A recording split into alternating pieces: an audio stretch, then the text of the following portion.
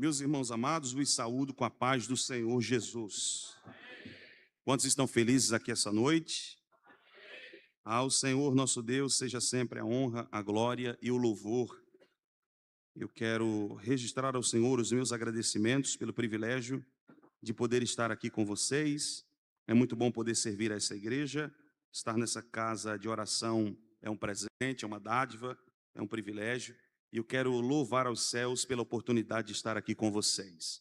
Antes de qualquer outra consideração, eu quero registrar ao Senhor os meus agradecimentos pela vida do digno presidente desta igreja, o pastor Elande Mariano. Seja Deus louvado por sua vida. Pastor, muito obrigado pela oportunidade de servir a igreja aos seus cuidados. Louvores a Deus pela vida da sua esposa, irmã Zilda, sua família.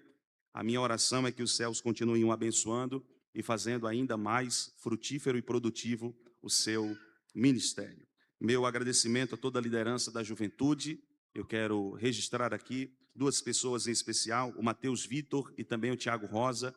Deus seja louvado pela vida destes dignos servos do Senhor, que são os responsáveis pela liderança da juventude neste campo, tá bom?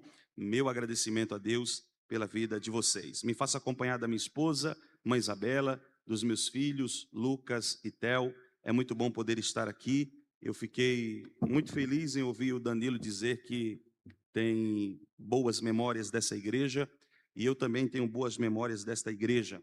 Apesar de ser desconhecido para boa parte dos irmãos que estão aqui, eu, há quase 10 anos atrás, estive aqui em uma manhã de domingo, numa reunião de obreiros, e eu ainda residia no estado da Paraíba, e o pastor Elande Mariano me deu a oportunidade para dar uma saudação na reunião de obreiros, e eu, quando saí daqui, eu disse assim: um dia eu vou pregar nessa igreja. Isso, um dia eu vou pregar aqui. Não pensei que iriam passar quase 10 anos, mas tudo só acontece no tempo de Deus.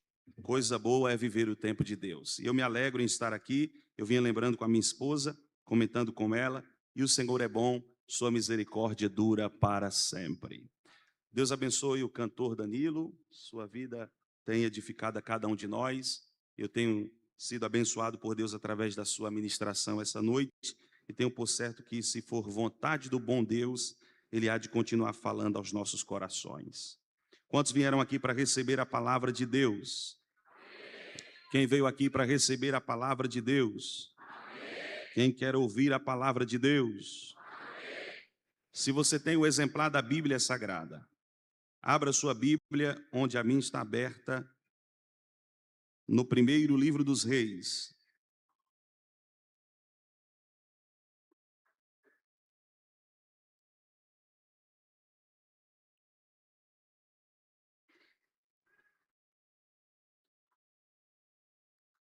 Primeiro livro dos Reis. O capítulo é o capítulo de número 4.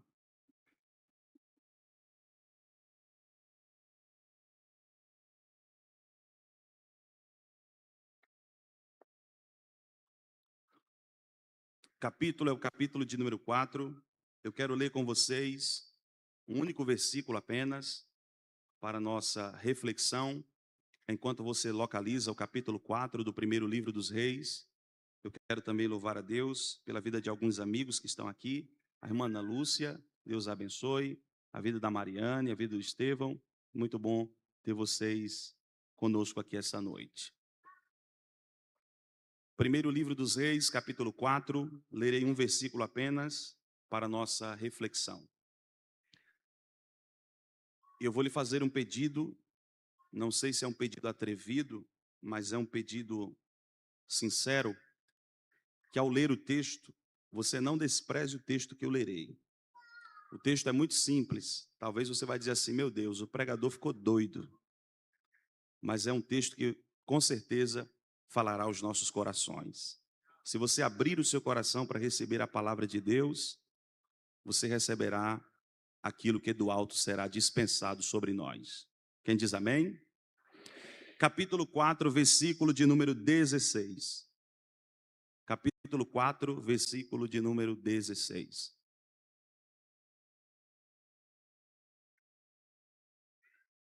Todos já encontraram? Está escrito: Baná. filho de Uzai, em Azer e em Alote. Repita após mim dizendo, Baná. Não, fala chique, irmão, vocês são chiques, diga, Baná, filho de Uzai, em Azer e em Alote. Só mais uma vez para você glorificar a Deus com a alma. Baná, filho de Uzai, em Azer e em Alote. Tome seu assento, por gentileza.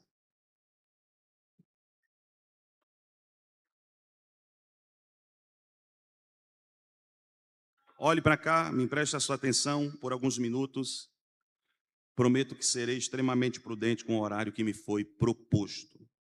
Não quero atrapalhar a janta de ninguém. Meus irmãos, o texto que ora nós acabamos de ler está inserido na categoria daqueles textos que são de difícil compreensão. Os que são amantes das Sagradas Escrituras, ao se depararem com alguns textos sagrados, sentem dificuldade na sua interpretação, seja por falta do conhecimento do conteúdo, seja por falta de esmero em dedicar-se a mergulhar nas Escrituras e compreender a revelação através do Espírito Santo, mas certo é que alguns textos nas Escrituras são de difícil compreensão. Esse texto, bem como outros na Bíblia, não são fáceis de ser interpretados. Porém, eu observo a Bíblia Sagrada e percebo que o seu contexto é capaz de me dar a interpretação e a compreensão daquilo que é devido para a edificação de todo aquele que é leitor da Bíblia Sagrada. Para que você compreenda esse texto assim como eu o compreendi, eu preciso recorrer ao contexto histórico para fazer um pano de fundo rapidamente, para que você compreenda o texto sagrado e glorifique a Deus pela palavra.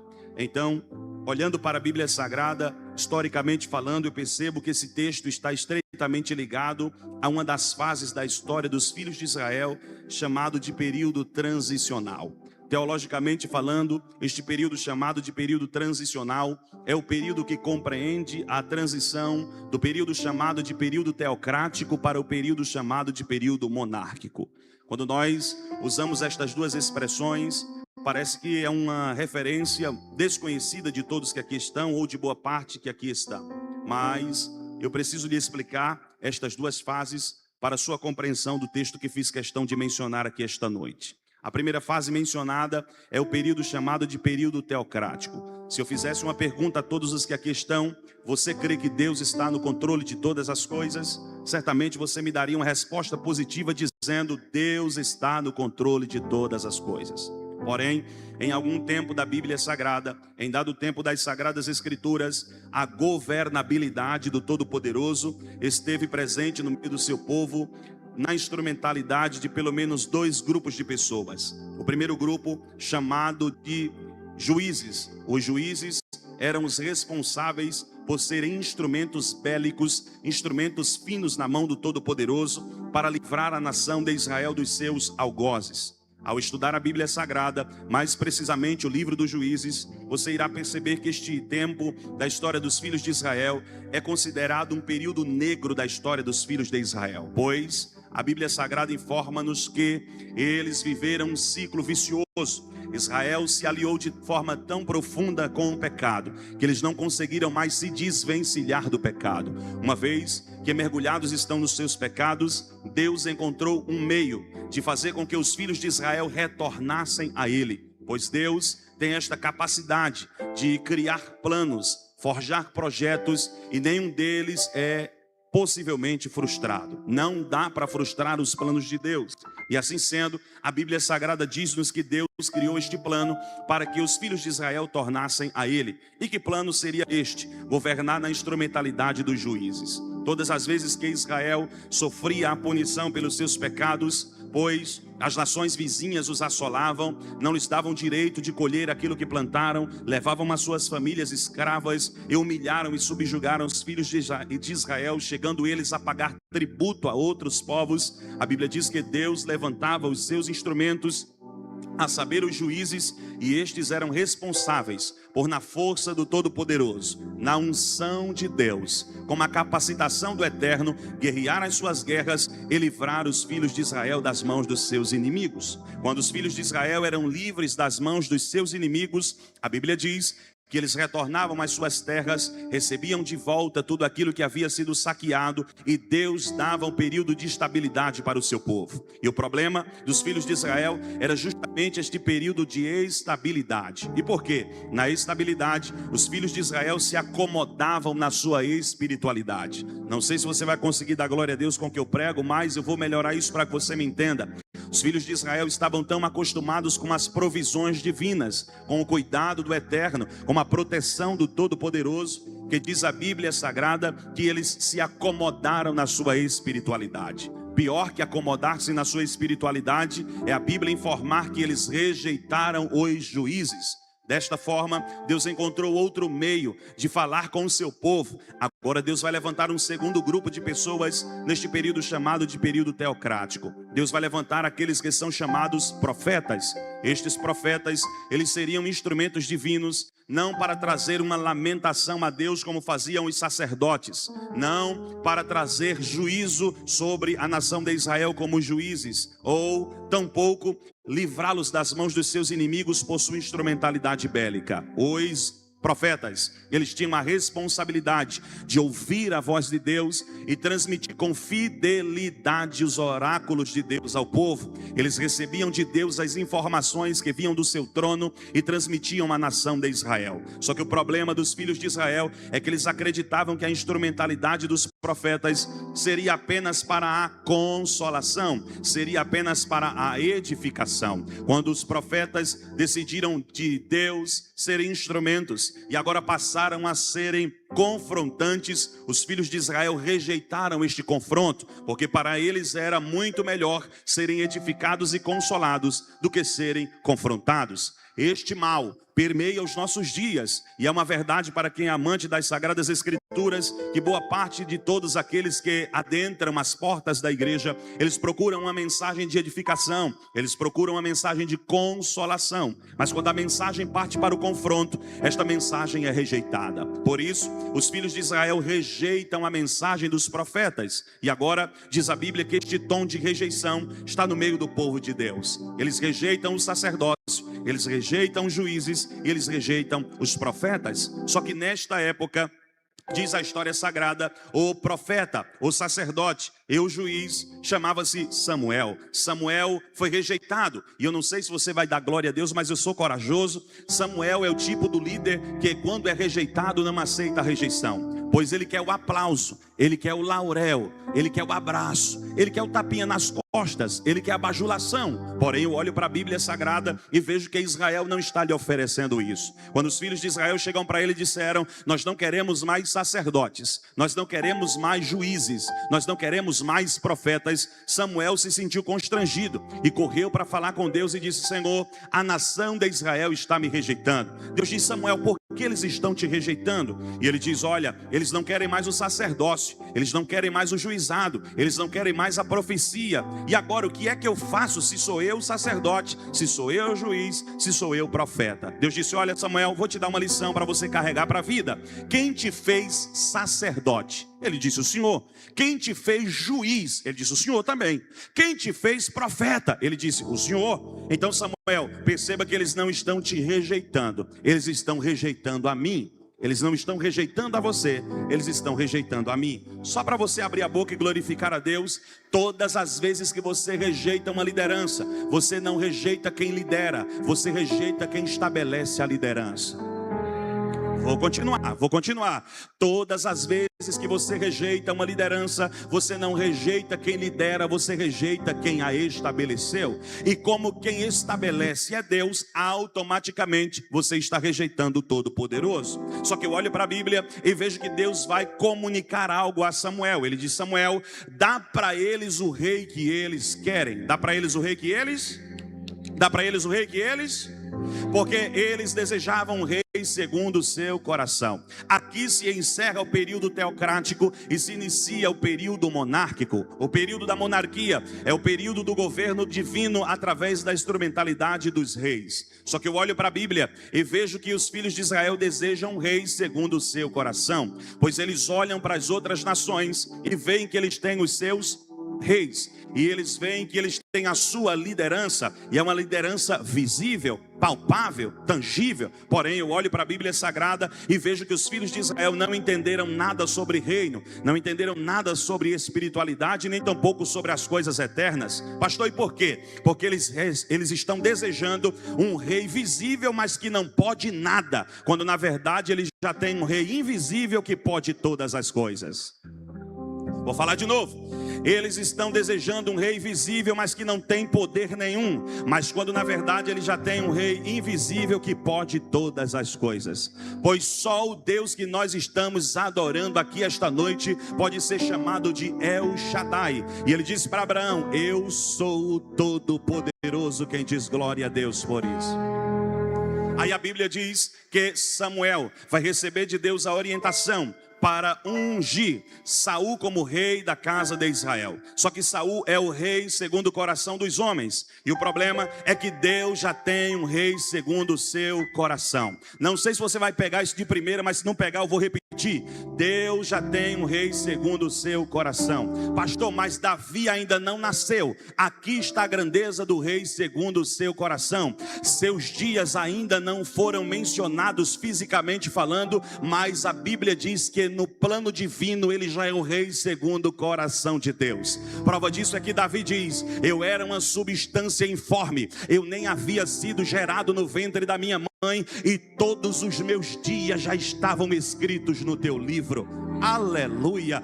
Isso aqui é uma prova cabal de que Deus tem o controle da existência do ser humano, e que Deus faz alguém ser, ainda que ninguém acredite ser possível se tornar. Eu não sei se você recebe esta palavra, mas eu vim com o coração queimando para entregar uma mensagem aqui hoje. Deus está vocacionando alguém aqui esta noite. Deus está chamando alguém aqui esta noite. Deus está ungindo alguém aqui esta noite. Alguém já levantou a mão? Eu vou continuar.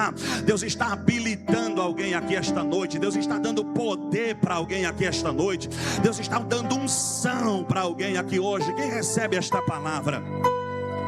E diz a Bíblia que Saul começa a governar. Só que Saul começa a governar e o texto sagrado diz que ele começa bem, mas não termina do jeito que começou. O problema é que Saul começou na direção divina e ele termina segundo as suas próprias convicções. Na mente de Saul, e guarde isso aqui para você glorificar a Deus, na mente de Saul, Deus jamais iria arrancá-lo do governo da casa de Israel, porque na mente de Saul ele era insubstituível. Oh, glória a Deus. Na mente de Saul ele não poderia ser retirado do reinado. Só que o que Saul não sabia é que o mesmo Deus que admite é o Deus que dá carta de demissão.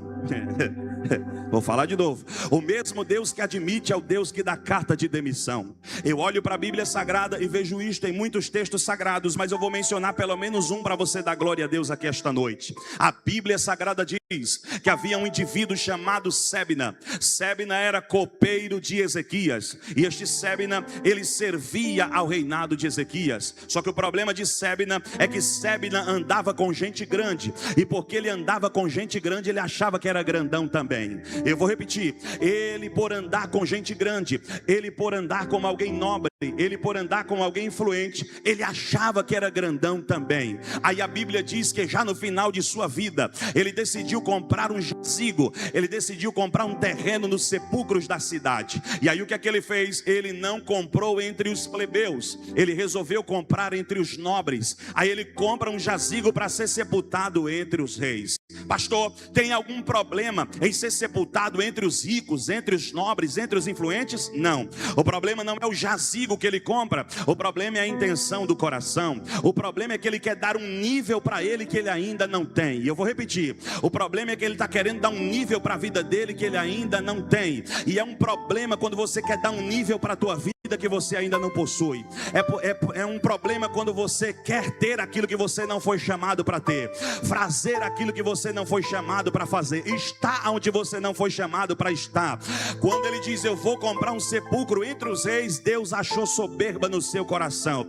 E como Deus rejeita o soberbo, mas dá graça para o humilde, Deus decidiu reprová-lo. Aí Deus gritou no ouvido de Isaías e disse: Isaías, você tem coragem de ser profeta? Ele diz: mande a mensagem que está aqui, que entrega.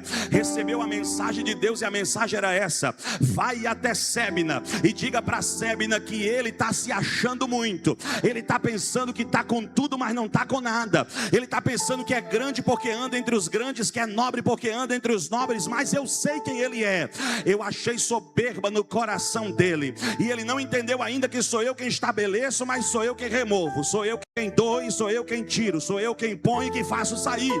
Então, como ele não entendeu, vai lá, e eu quero ver quem é bom de pegar de primeira agora. Vai lá e diga para ele que eu arrancarei ele da cadeira com assento e tudo. E se ele segurar na cadeira e disser: daqui eu não saio, daqui ninguém me tira, eu arranco ele, cadeira, assento, e mostro para ele que quem governa ainda sou eu. Alguém já entendeu? E eu vou continuar. Quem governa ainda sou eu, e eu sou o Todo-Poderoso. E só para ele ficar nervosinho e entender que quem governa sou eu, para o lugar dele eu já tenho ele aqui. Eu não sei se você pega, mas eu vou melhorar para você dar glória a Deus. Sébina segurou na cadeira achando que era dono da cadeira, dono do reino, dono do império, que era grande, que era nobre, que era influente. Deus disse: vou lhe arrancar da cadeira. E a palavra Sébina significa vigor. Ele lutou com todas as suas forças para fazer o que está fazendo, ter o que tem e entrar onde entrou. Mas não é de quem corre nem de quem se apressa, não é por força nem é por violência, é por quem Deus chama, vocaciona, instrumentaliza, ele habilita. E Deus arranca o Sébina e levanta o Eliaquim. Pastor, quem é Eliaquim? A palavra Eliaquim em hebraico é aquele a quem Deus levanta. Porque para todo Sébina soberbo, Deus tem um Eliaquim que por Deus foi chamado. Levante uma das suas mãos ao céu, só quem trouxe mão para a igreja.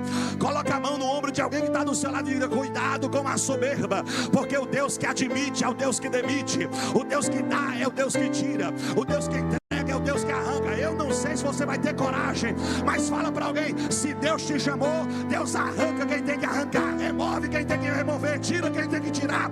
Mas você vai chegar onde Deus quer que você chegue. Quem levanta a mão para abrir a boca e dar glória.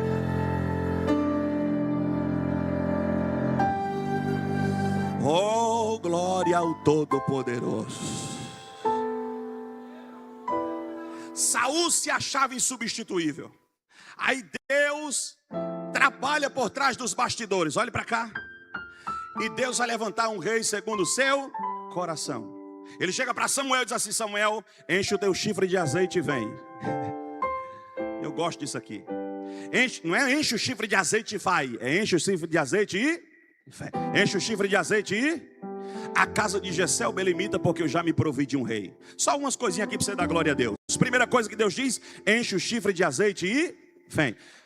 A única coisa que não podia acontecer nesse texto era o profeta estar com chifre de azeite vazio. E eu lhe explico por quê. Ele não sabe quando Deus vai ungir alguém, ele não sabe quando Deus vai capacitar alguém, ele não sabe quando Deus vai levantar um profeta, ele não sabe quando Deus vai levantar um rei. Então ele tem que estar com chifre de azeite cheio. Mas Deus olha para o nível do azeite e diz assim: deveria estar cheio, mas está? Porque Deus conhece o nível do nosso azeite. 3 já entenderam, vou continuar. Deus conhece o nível do nosso azeite. Enche o chifre de azeite. E agora ele diz: vem. Não é enche e vai, é enche e vem. Porque quem precisa ir é Samuel. Deus nunca vai, Deus sempre está. Não, 3 aqui entenderam, vou pregar para cá agora. Ele não precisa ir, quem precisa ir é Samuel. Então é enche e vem, não é enche e vai, é enche e vem. Aí a Bíblia diz que ele dá uma ordem a ele dizendo: a casa de Jessé o belemita, porque eu já me provi de um rei. E eu gosto disso aqui, porque Deus conhece o coração de Samuel e sabe que Samuel vai chegar lá e vai tentar ungir quem ele acha ideal. Mas a unção de Deus não é no padrão de Samuel, é no padrão de Deus. Não, vocês não estão aqui não, vou continuar. A unção de Deus não é no padrão de Samuel, é no padrão de Deus. Então ele diz: eu já me provi de um rei. A palavra me provi aqui na língua hebraica é: eu vi por antecipação. Samuel, tu não viu, mas eu vi. Tu não sabe quem é, mas mas eu sei. Tu não chamou, mas eu vou melhorar para ver se você vai liberar os glórias que trouxe para esse culto. Samuel, tu não viu, mas eu vi. Tu não tocou, mas eu já toquei. Tu não ungiu, mas eu já ungi. Tu não conhece, mas eu já sei quem é. Então vem à casa de Jessé o belemita, porque lá eu já sei quem vou ungir. Só que se Deus sabe quem ele vai ungir, o texto está errado. Porque Davi não estava em casa. Davi estava no campo, apacentando. O profeta chega na casa dele, passa Eliabe, Abinadab, Samar, Natanael, Radai, Osém, Deus não quis ninguém. Como Samuel quer dar o padrão dele para a escolha de Deus, ele olha para Eliabe e diz assim, igualzinho a Saul. Do ombro para cima ninguém é bonito como ele. Deve ser este o rei, ou deve ser este o ungido. Quando ele diz, tampa o chifre de azeite para ungir Eliabe, Deus dá um grito. Faz isso não. Obrigado, irmão. Faz isso não, Samuel. Porque para fazer o que tu está fazendo, eu mandava qualquer pessoa, não mandava profeta. Profeta não foi chamado para ver o que quer. Profeta foi chamado para ver o que o céu lhe quer fazer enxergar. Não entendeu? Vou melhorar. Você não foi chamado para ver o que quer, foi chamado para ver o que Deus vai te mostrar pelos olhos espirituais. Para fazer isso aí eu não preciso de profeta. Esse aí eu já rejeitei. E eu fiquei doidinho com isso aqui. Porque Saul é rejeitado, mas estava no governo. Eliabe é rejeitado sem assumir o governo. Porque tem gente que é rejeitado depois que está, e tem gente que é rejeitado sem ser. E quem está rejeitando não é Samuel. Quem está rejeitando é Deus. Só que olhe para cá, a Bíblia Sagrada diz que Davi é ungido rei. E Davi vai governar na força do Todo-Poderoso. Só que o tempo passa e Davi está velhinho. E agora ele precisa de um sucessor. E o texto sagrado diz que o sucessor é Salomão. Absalão queria roubar o lugar, usurpar o trono. Mas Deus deu graça para que Salomão governasse. Sim ou não? E Salomão foi um excelente rei. Salomão foi um exímio administrador, um homem inteligentíssimo. Pensa num homem intelectual. Só que eu gosto da Bíblia Sagrada porque a Bíblia Sagrada me dá algumas razões para entender que nem todos são perfeitos. Salomão governava bem, mas houveram problemas no governo de Salomão. Dentre os quais Salomão começou a trazer outros povos para o palácio. Todo mundo queria ouvir a sabedoria de Salomão. Todo mundo queria receber de Deus através de Salomão. Salomão tinha o que compartilhar, conhecimento para entregar, conselhos para dar. E todo mundo queria estar aos pés de Salomão. Não só os filhos de Israel, mas povos de outras nações vinham ao seu palácio. E Salomão, como um homem hospedeiro que é, vai receber todo mundo e dar guarida no seu palácio. É aí que começa o problema. Porque Salomão, por mais que seja um exímio administrador, um exímio governante, diz a Bíblia Sagrada, ele vai ter um problema administrativo. O problema é que começaram a faltar provisões no palácio. Historicamente falando, acabaram-se as provisões. Quando Salomão acolhe os seus convidados, recebe-os para estar na sua mesa, faltaram provisões.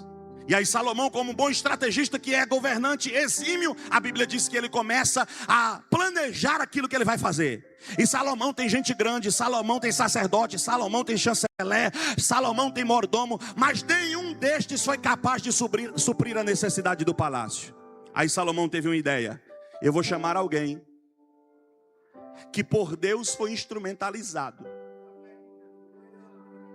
para trazer as provisões necessárias para o palácio. Salomão tem o de melhor diante dele, ninguém resolveu. Aí ele vai chamar o que ninguém chamaria, vai chamar gente que ninguém escolheria. E quando ele traz essas pessoas para junto de si no palácio, ele designa 12 pessoas. Quantas pessoas? Quantas pessoas? Só os vivos respondem. Quantas pessoas? 12 pessoas. Dentre estes está o indivíduo que nós lemos o seu nome. Qual é o nome dele? Baná. Quando esse camarada aparece no cenário, eu fiquei em parafuso, porque ele não deveria estar ali. A ideia que eu tenho é que se é palácio, se é nobreza, se é realeza, deveria ser gente grande, gente nobre, gente influente, com dinheiro, com recurso, com provisões. Mas o texto sagrado diz que Deus levanta um plebeu. Porque Deus é Deus dos improváveis.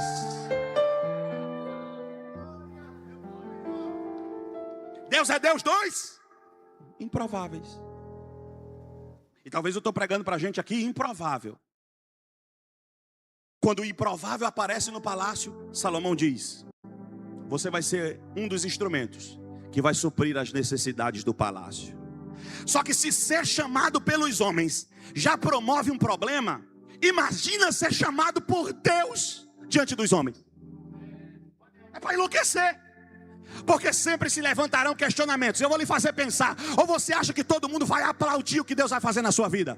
Ou você acha que todo mundo vai ovacionar ao céu pelo que Deus está promovendo em você, por você e através de você? Se preciso for, alguém vai te matar para você não chegar onde Deus quer que você chegue. Mas eu tenho uma boa notícia para você: quem te fará chegar não será o homem, quem te fará chegar vai ser o Todo-Poderoso. Só quem trouxe mão para a igreja, levante uma das mãos o mais alto que você pode. Coloca a mão no ombro do crente mais chique aí do teu lado, traz ele para bem pertinho de você e dá um grito na orelha dele, diz assim: tranquiliza o teu coração, porque ainda que os homens não invistam em você, Deus sabe o que fará para você chegar onde Ele quer que você chegue.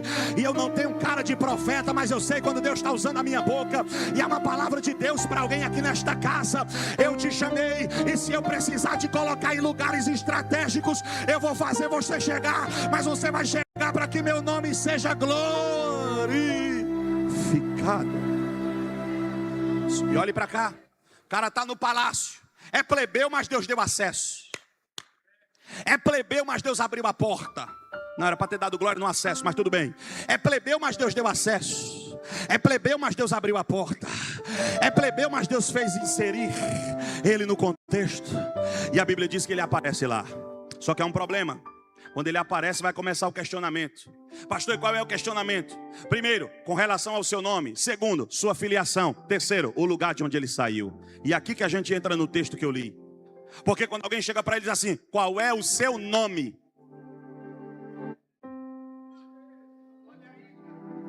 Aí ele vai se apresentar e diz assim: prazer, meu nome é Baná. E alguém ficou surpreso ao ouvir o seu nome, porque é no mínimo coerente entender que quem ouviu o seu nome conhece a língua que se fala e o idioma que se fala. Então alguém já entendeu o significado do seu nome, porque Baná significa gerado na aflição. E eu vou falar um negócio aqui sério, se você entender, você vai dar glória a Deus. Quando ele diz meu nome é Baná, alguém entendeu? Este que está diante de nós foi gerado na aflição. E eu vou melhorar para ver se você vai dar glória a Deus. Não foi criado com Nutella, com Danoninho na boca, com chupetinha de açúcar. Foi criado na dor, forjado na adversidade, forjado na aflição, pancadas consecutivas contra si. É alguém que não aparece por acaso. E detalhe, todo mundo que vê ele ali quer questionar como é que ali ele chegou, porque todo mundo vai questionar o teu resultado, mas ninguém quer passar o processo que você passou. Vou continuar porque alguém já levantou a mão e eu vou repetir. Todo mundo questiona o teu estado, o teu momento, a fase que você vive, o que você está experimentando, o que de Deus está recebendo, mas ninguém quer enfrentar as dores que você enfrentou.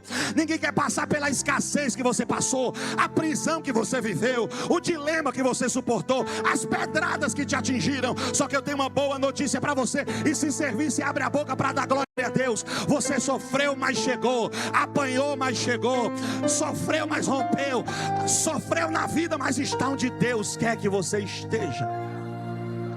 Posso lhe dar uma palavra aqui para você se alegrar e dar glória a Deus aqui essa noite? Vai valer a pena o processo que você está vivendo.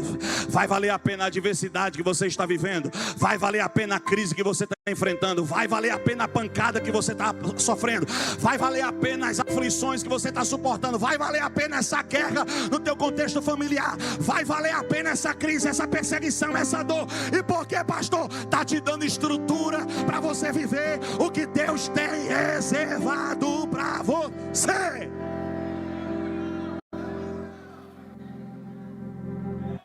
Olha para cá. Quem é o indivíduo? Gerado na aflição. Alguém questiona o nome e ele diz assim: Meu nome é gerado na aflição. Eu não caí aqui de paraquedas. Vou melhorar.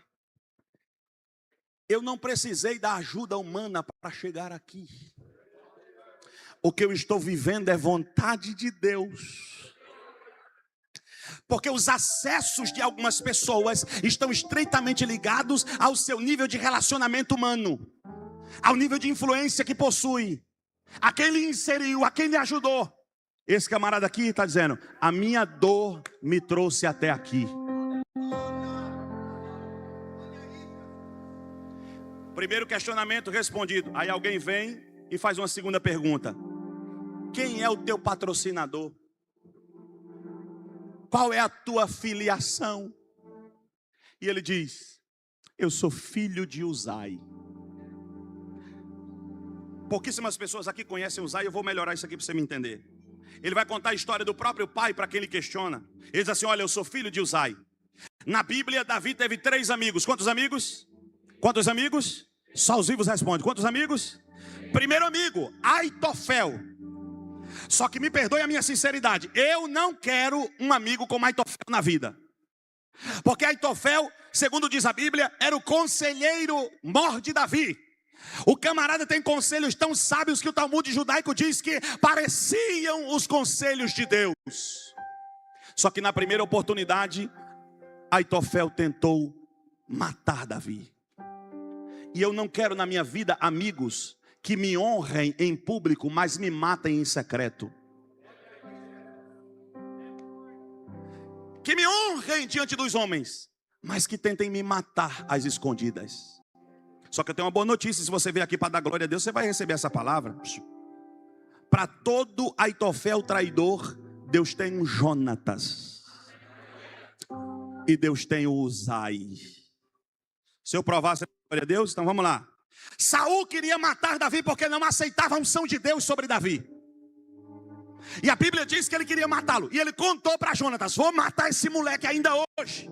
Jonatas era amigo de Davi. E a amizade deles é uma conexão real, sincera, genuína. Jonatas ficou contra o pai para defender o amigo. E sabe o que eu acho lindo? É que ele vai defender Davi e Davi vai escapar. Porque na vida todos nós precisamos de um Jonatas. Pastor, e quem é o Jonatas na minha vida? Aquele que te defende nas mesas que você não tem acesso.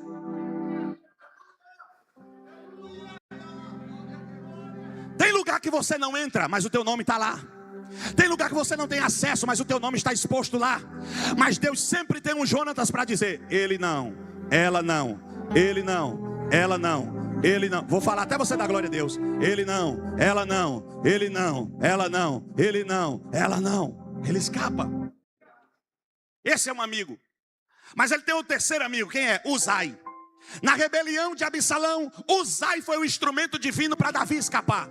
Porque Absalão ia usurpar o trono. E o que é que ele fez? Entrou no meio da confusão e disse assim: eu vou entrar no meio deles, descobrir o plano, vou me disfarçar de amigo deles, vou fazer uma descoberta, e quando eu souber tudo que estão tramando contra Davi, eu quebro o plano. Ele desfez a rebelião de Absalão, e Davi escapa, o trono escapa, Salomão escapa, e o nome do Eterno é glorificado. Porque Uzai é o tipo do amigo que ele entra nas suas guerras como se elas fossem suas. Só que esse texto vai me fazer pensar, e eu quero fazer você pensar também. Todos nós precisamos de um amigo como Uzai, sim ou não? Sim ou não, irmão? Quem deseja um amigo como Uzai, levante uma das suas mãos. Só que a minha pergunta para você é: e se Deus aqui essa noite te trouxe aqui para fazer de você um Uzai na vida de alguém?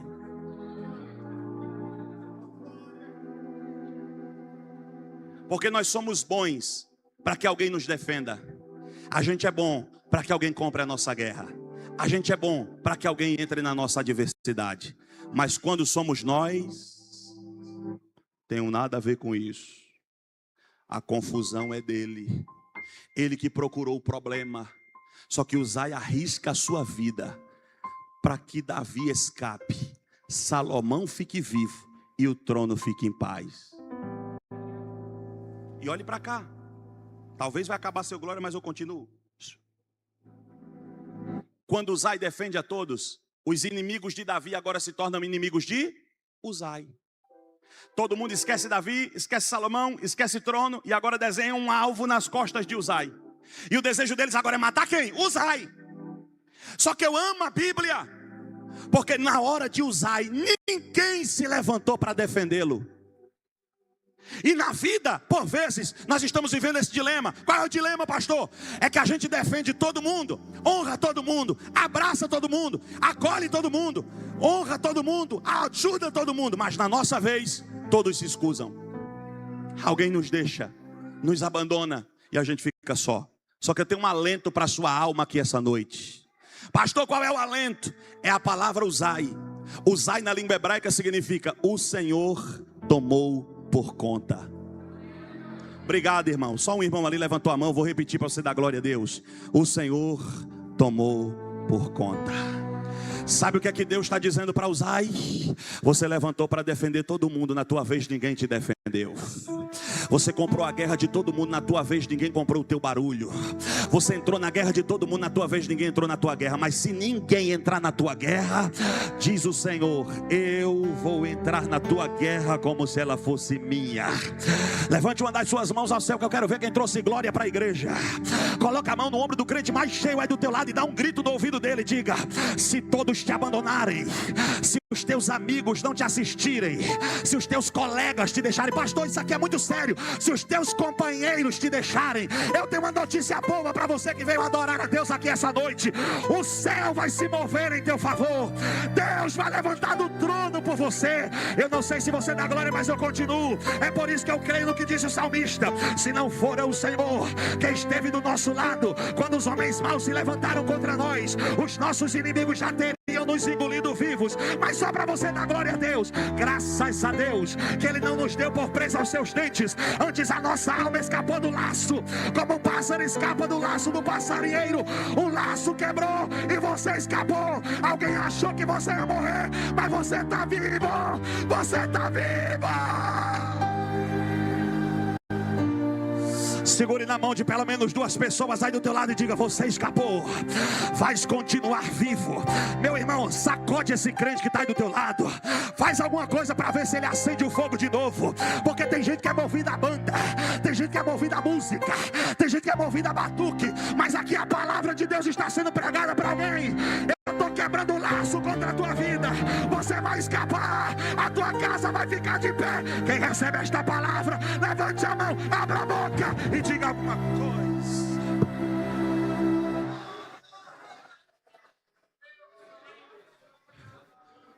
Ele diz: eu sou filho de Uzai. Mas o melhor vem agora. É que alguém questiona o seu nome. Alguém questiona sua filiação. Mas alguém também questiona o lugar de onde ele veio. Porque tem gente que acha que Deus precisa do lugar que você saiu para fazer alguma coisa na tua vida. E alguém diz assim para ele: de que lugar você saiu? E eu vou gostar disso aqui. Ele diz assim: eu sou da tribo de Azer. Não, isso aqui é bom demais para você não dar glória a Deus. Eu sou da tribo de Azer. Pastor, não vi nada demais nisso aí. Deixa eu te explicar que você vai ver muita coisa. A tribo de Azer recebeu de Deus uma palavra lá em Gênesis capítulo 49. E essa palavra está se cumprindo no primeiro livro dos Reis, capítulo 4, versículo 16. Quando um dos descendentes de Azer está no palácio de Salomão. Porque no palácio de Salomão, olha para cá para você dar glória a Deus, faltaram provisões. Faltaram o quê? Faltaram o quê? Faltaram pelo menos 3 coisas. Quantas coisas? Primeira coisa que falta: pão. Segunda coisa que falta: vinho. Terceira coisa que falta: azeite. Quando faltou pão, faltou vinho, faltou azeite, Salomão olhou para azeite e disse assim: dá para vocês suprirem a minha necessidade. Baná olhou de lá e disse assim: a tua sorte é que eu estou aqui. Fala de novo. A tua sorte, Salomão, é que Deus me plantou aqui no palácio na hora certa. Ele disse: por quê? Porque eu sou descendente de Azer. E se você não sabia, Azer é a única tribo de Israel que escolheu que plantar para garantir o que ia colher. Lá em Azer não se plantava outra coisa, só se plantavam 3 coisas. Quantas coisas? Lá em Azer se plantava, número 1, trigo. Número 2, uva. Número 3, olivas.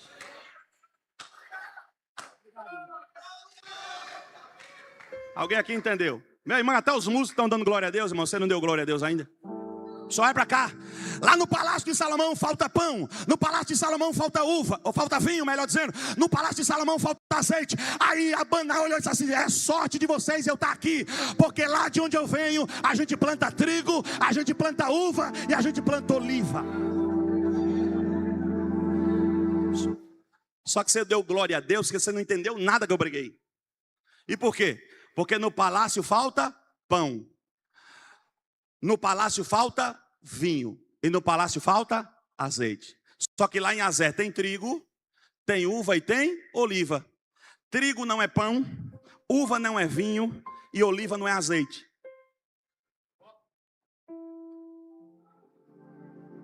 Trigo não é pão, uva não é vinho e oliva não é azeite. Para que o trigo se torne pão, ele tem que ser moído. Obrigado, irmã. Só a senhora entendeu. Para que a uva se torne vinho, ela tem que ser. Para que a oliva se torne azeite, ela tem que ser. Porque o palácio... Não, se você não der glória agora, eu vou passar um ano sem vir aqui. O palácio precisa dos resultados. Mas Azé estava disposto a viver os processos.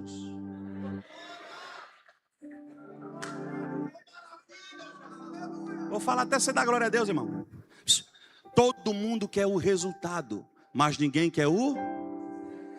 E sabe por que você já deveria ter dado glória? Porque agora você vai entender porque você é moído.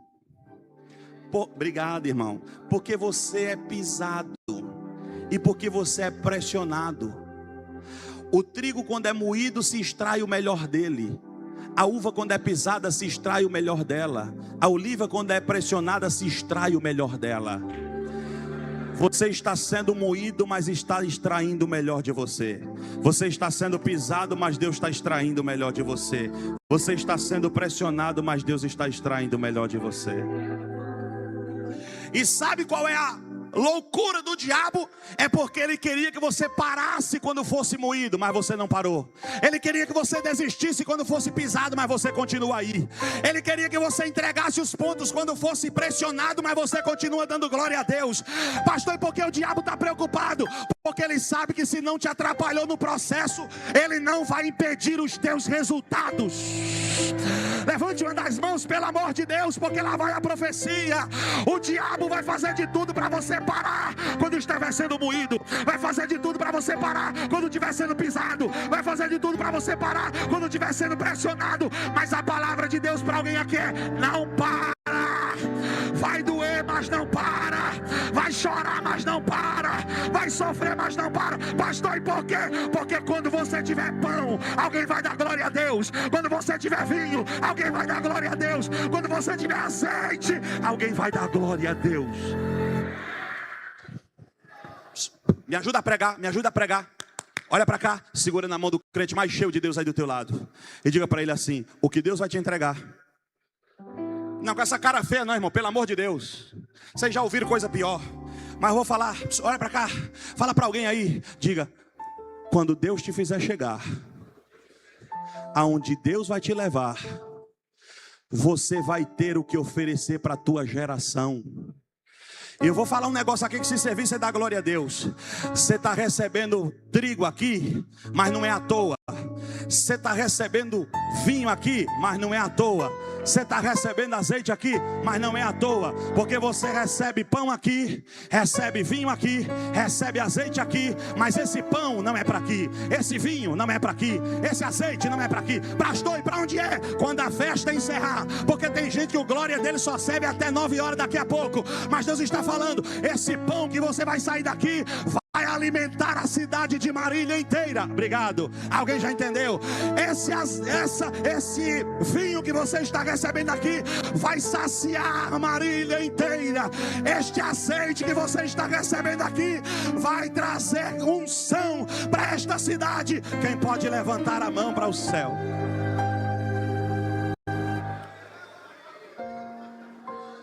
O que esse povo precisa está na tua mão. Só que olha para cá. Irmão, se o texto termina aqui, eu estou feliz demais. Mas eu estou alegre, animado, irmão. Animado. Porque quem é que não quer o pão? Quem é que não quer o vinho? Quem é que não quer o azeite? Pão nas Escrituras é o maior símbolo da provisão divina. O vinho nas Escrituras é o maior símbolo da alegria. Mas o azeite é o maior símbolo da presença de... E sabe o que é que eu gosto na tribo de Azer? É que eles se preocupam com o pão, e é natural. Eles se preocupam com o vinho, é natural. Mas eles não rejeitam o azeite. E eu vou falar, não sei se você vai dar glória a Deus, mas não estou nem aí. Só vai para cá. Você não pode ser parte de uma geração que ama o pão, ama o vinho, mas não honra o azeite. Vou falar, porque boa parte da nossa geração ama o pão, ama o vinho, mas na hora do azeite não se interessa. Eu gosto de Gênesis 49, 20, porque Jacó está tendo uma visão sobre o futuro de Azer, e ele está dizendo assim: eu vi o último dia de vida de Azer. Irmão, imagine aqui Deus abrindo aquele telão, a tua vida no último dia de vida da tua existência. E você vê que no último dia de vida, se serviço é da glória a Deus, você continua do mesmo jeito de que quando Deus falou com você. Porque no último dia de vida de Azer, ele tem pão, ele tem vinho, mas ele não termina o último dia de vida sem azeite. Porque se faltar o pão, eu entendo, nem só de pão viverá o homem. Se faltar o azeite, o vinho, eu entendo, porque às vezes a vida é amarga mesmo, mas não dá para terminar o último dia de vida sem ter a presença de Deus. Agora você vai entender Moisés, quando subiu no cume do monte, e Deus disse assim: vou te dar um anjo. Ele disse: quero não. Não, você não sabe que anjo é esse? Não, é o meu anjo. Ele disse: também não quero. Ele vai te dar tudo que você precisar, não me interessa. O que é que você quer, Moisés?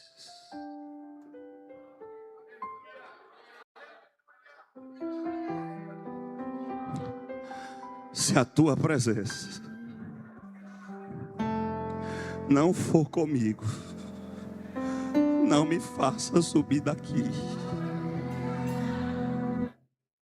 Se o texto encerra aqui, para mim está de bom tamanho. Só que tem lições para a vida aqui nesse texto. Qual, pastor? O texto não diz só que ele é de Azer, mas diz onde ele está na atualidade. E onde é que ele está, pastor? Ele está em Alote. Repita comigo: Alote. Não, fala chique, diga Alote. Pastor, por que Deus permitiu ele estar em Alote? É simples.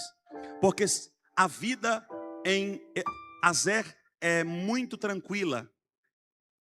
Lá a gente tem pão. Lá a gente tem vinho. Lá a gente tem. E corremos um sério risco de, nessa estabilidade, esquecermos Deus. E Deus sabe como tratar a gente. E o que é que ele faz? Não te deixa comodamente em Azer. Ele diz: eu tenho um lugarzinho bom para você.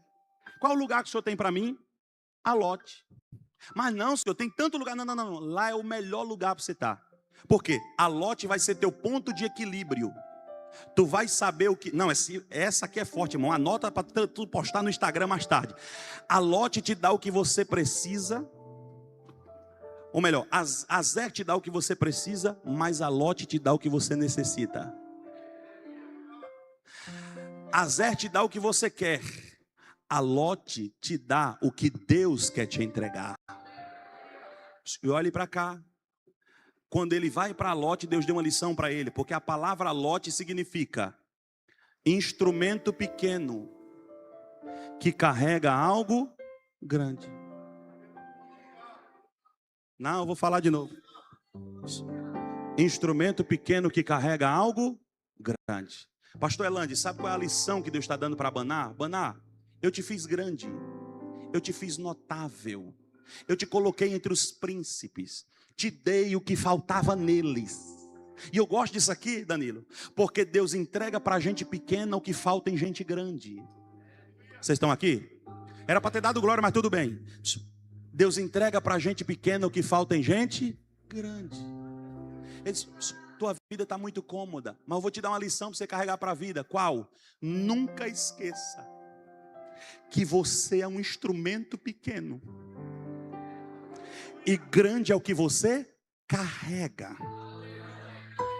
Eu vou falar, porque a nossa geração tem mania de grandeza, porque Deus tem que fazer grande, porque Deus tem que estar em evidência, porque Deus tem que estar nos holofotes, porque Deus tem que estar no centro das atenções. E no dia que Deus quiser te levar para Lote, você vai desviar? Você vai parar? Você não vai cantar mais? Você não vai pregar mais? Porque todos nós aqui um dia vamos passar por Lote. Pastor, e por quê? Porque lá você vai aprender quem você é. Um instrumento pequeno, mas que carrega algo grande. Como eu estou falando para a igreja, eu vou contextualizar com o tema de vocês. Você é um instrumento pequeno, mas que carrega algo grande. Pastor, o que é que eu carrego? Vocês não estão aqui não. Você carrega Cristo dentro de você. 3 já entenderam, vou repetir. Você carrega Cristo dentro de você. 3 já entenderam, vou continuar. Você carrega Cristo dentro de vocês. Todas as vezes que você pensar que é grande, lembre-se, você é um instrumento pequeno que carrega algo grande. Sempre que você pensar, estou acima da média, instrumento pequeno que carrega algo grande. Vou apertar mais um pouquinho para ver se você dá glória a Deus. Prego demais, instrumento pequeno que carrega algo grande. Canto que é uma maravilha, instrumento pequeno que carrega algo grande. Minha congregação está bombando, instrumento pequeno que carrega algo grande. Minha mocidade está crescendo, instrumento pequeno que carrega algo grande. Ganhei o meu bairro inteiro, instrumento pequeno que carrega algo grande. Eu canto e a terra treme, instrumento pequeno que carrega algo grande. Eu prego e todo mundo se alegra, instrumento pequeno que carrega algo grande. Pastor, eu que não faço nada, só dou glória a Deus, instrumento pequeno que carrega, que carrega, que carrega. Só quem carrega a glória de Deus dentro de si, abre essa boca, solte essa voz e diga glória ao Todo-Poderoso. Fica de pé.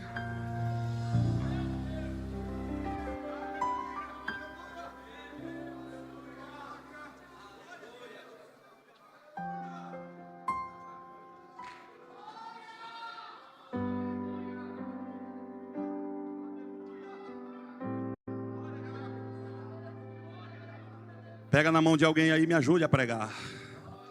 Diga para teu irmão aí, tu vai chegar em lugares grandiosos. Não. Diga, Deus vai te elevar a um outro nível. Irmão, eu não tenho preguiça de profetizar não. Para quem crê, eu não tem preguiça não. Deus vai elevar o teu nível. Tu vai crescer um pouquinho mais. Deus vai te colocar no meio de gente grande. Deus vai te levar a lugares nobres, elevados, conceituados. Mas quando você chegar lá, nunca esqueça do alote da tua vida. E que tu és um instrumento pequeno que carrega.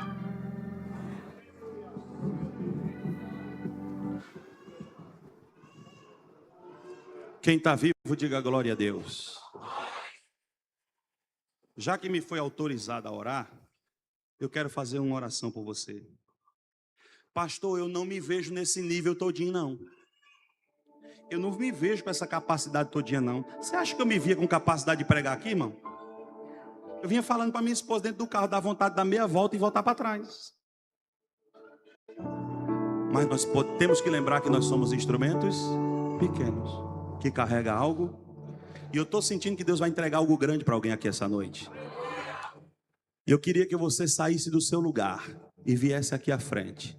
Só você que acredita que Deus vai fazer de você um instrumento para carregar o que a tua geração precisa. Sai do teu lugar, vem aqui à frente, eu vou orar por você. Pai, Pastor, eu quero ser batizado com o Espírito Santo, vem aqui à frente. Pastor, eu quero um dom espiritual, vem aqui à frente. Pastor, eu quero um dom ministerial, vem aqui à frente. Pastor, eu quero receber poder, vem aqui à frente. Pastor, eu quero receber autoridade, vem aqui à frente. É só sair do teu lugar e vir.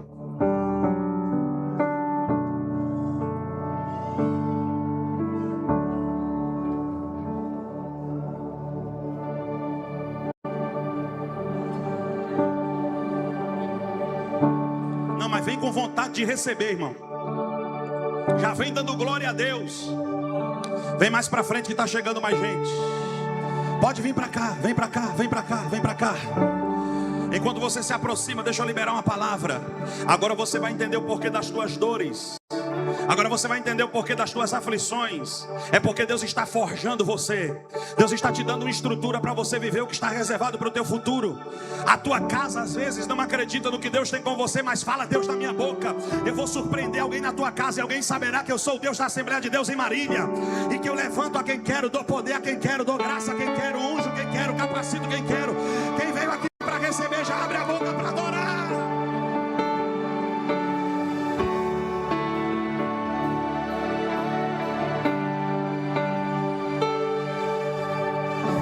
Estou preparando o caminho. Se você veio aqui para adorar, então se desprende do que você deixou para trás. E abre a tua boca, porque tem coisas grandes da parte de Deus sendo liberadas nesse altar para a tua vida. E cada vez mais diminuir. Está chegando gente no altar de Deus. Importa que ele crê. E nele o meu prazer está. Eu não sou digno de desatar as suas sandálias. Diga!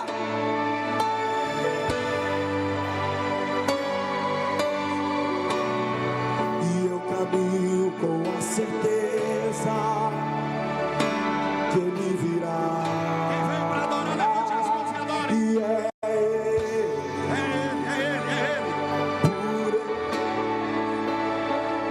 da minha vida, perdendo tudo. Se eu fosse você, já estava glorificando a Deus. Tem jovens que sairão daqui E dono para dos viver uma meus experiência dias. sobrenatural com o eterno.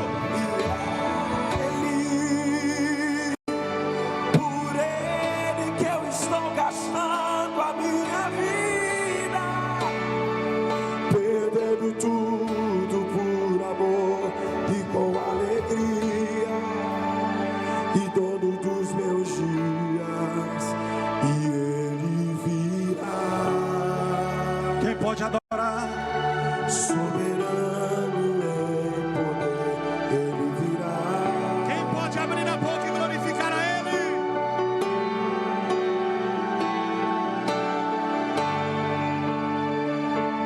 Consigo a sua recompensa, ele virá. Você que veio aqui à frente, levante as suas duas mãos aos céus.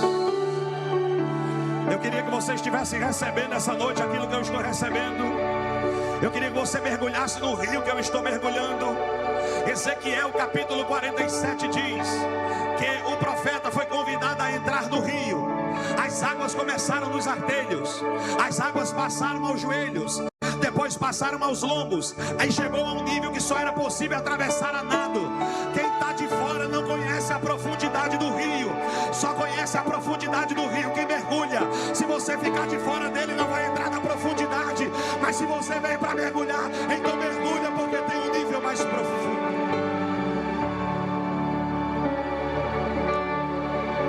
Deixa eu ver quem pode adorar a Deus. Levante as suas mãos. Minhas lamparinas estão acesas.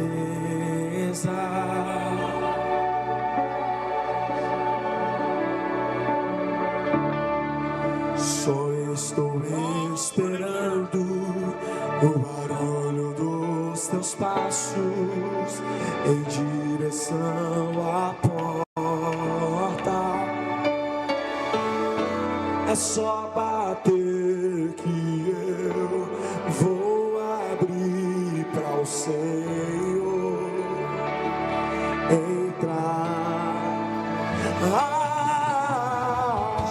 É só bater que eu vou abrir para o Senhor entrar.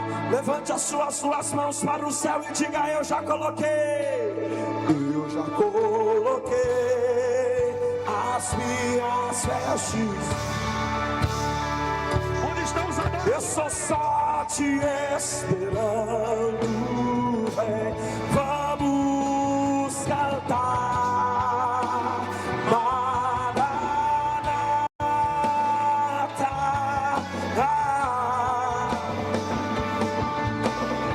Diga: tem fogo, tem fogo, tem fogo nos olhos. Eu não imaginava.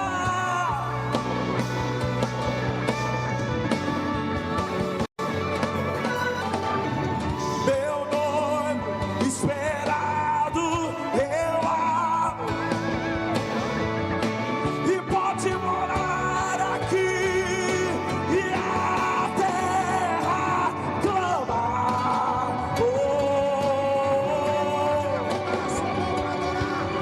Seja cheio de agora. Seja cheio do poder de Deus aqui agora. Seja tocado pelo e mais uma vez. poder de Deus aqui agora. Recebe a presença de Deus aí onde você está.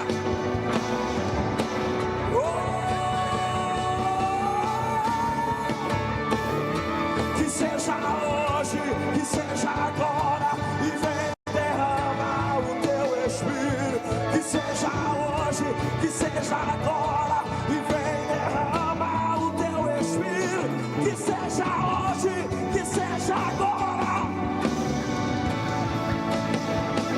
que seja hoje.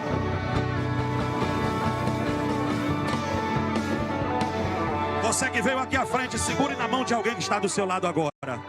Você que veio aqui à frente, segure na mão de alguém que está aqui agora.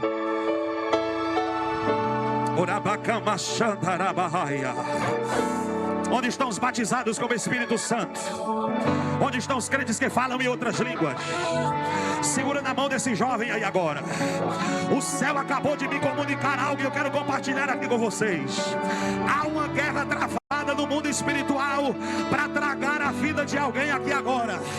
Mas enquanto a igreja clamar, as cadeias serão quebradas e alguém vai escapar com vida. As cadeias serão quebradas e alguém vai... Segure na mão de alguém aí agora. Você vai orar comigo. Você vai orar comigo. E as cadeias que aprisionavam alguém vão ser quebradas aqui agora. Cadê os jovens que oram? Vai, vai, vai, vai, vai. Senhor, meu Deus e meu Pai, aonde estiver uma cadeia, aonde estiver um grilhão, aonde estiver uma prisão, eu dou uma ordem agora. Que essa cadeia que quer aprisionar essa pessoa seja quebrada agora. Seja quebrada agora. Toda cadeia psicológica, espiritual, da depressão, eu dou uma ordem agora. Sai agora. Larga agora. Eu dou uma ordem. Que haja paz nessa mente. Que haja paz nesse coração. Que haja paz. Que haja paz. Que haja paz. Que toda cadeia caia por terra agora. Agora. Agora. Agora. Agora. Que seja hoje, que seja agora, e vem derramar o teu Espírito. Que seja hoje, que seja agora, e vem derramar o teu Espírito. Que seja hoje, que seja agora, Seja cheio, seja cheio, seja cheio. Vai, vai, vai, vai, vai, vai.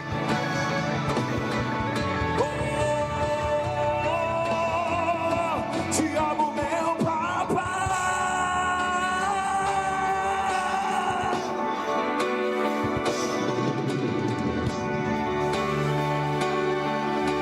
Diga, diga, te amo, meu papai.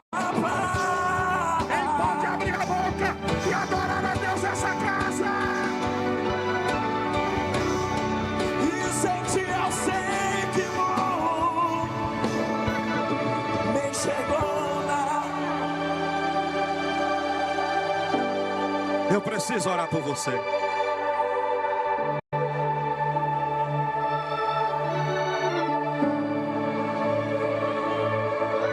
vestiu com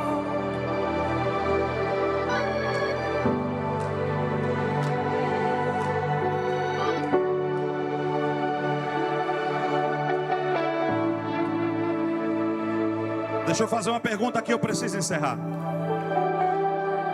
Olha para cá, você não precisa voltar para o seu lugar agora, eu vou orar por você. Tem alguém no nosso meio que não é evangélico? Dá um sinal que eu quero te conhecer. Tem alguém? Não é evangélico?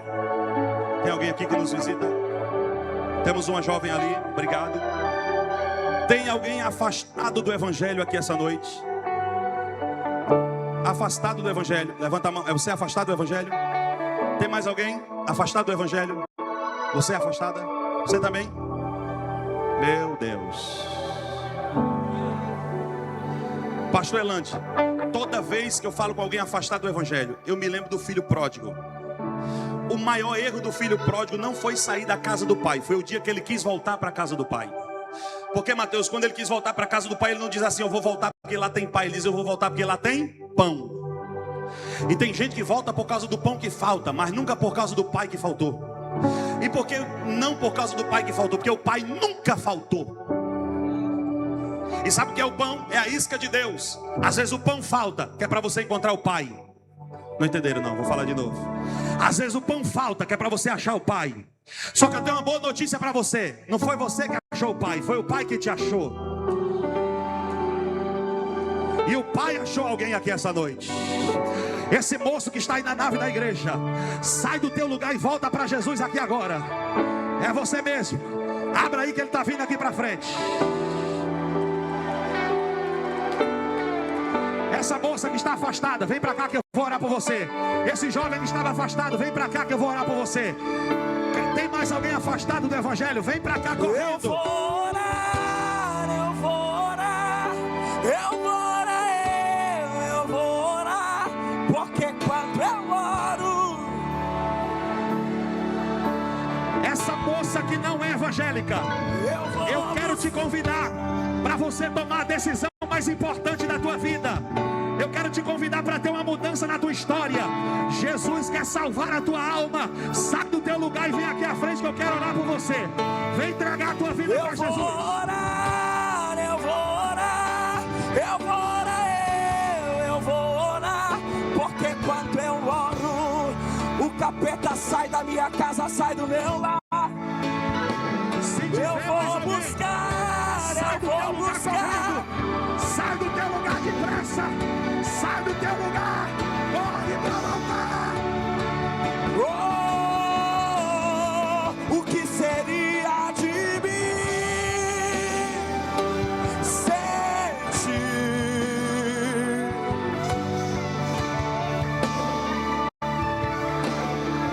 Quem pode levantar a mão para o céu? O que seria de mim? Traz ela para cá.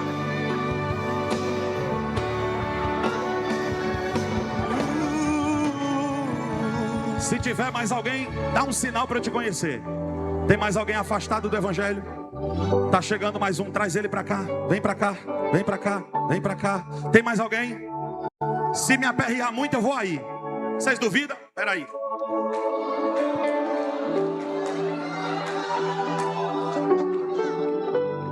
Deixa eu ver. Meu negócio é ganhar alma, irmão. Jesus me chamou, foi para isso. Vem depressa, minha filha. Vem correndo. Vem para cá. Segura aqui na minha mão. Oh, glória a Deus. Aleluia.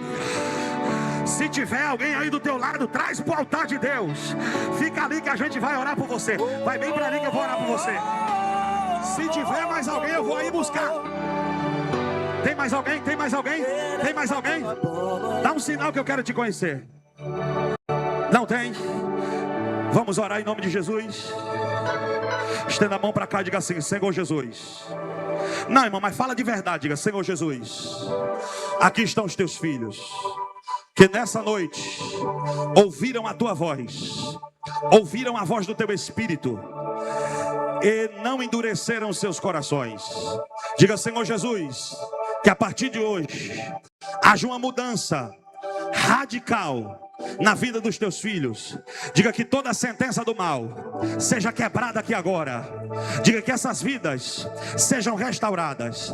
Diga que nada, fala alto, irmão, diga que nada arranque os teus filhos da tua presença. Se você está feliz pela vida dos servos de Deus, levanta a tua mão e dá o maior glória a Deus da tua vida. Agora encontra pelo menos 3 crentes aí do teu lado, dá um abraço nele e diga: não esquece, você é um instrumento, mas Cristo habita dentro de você. Porque Ele vive. Levanta a mão e cante.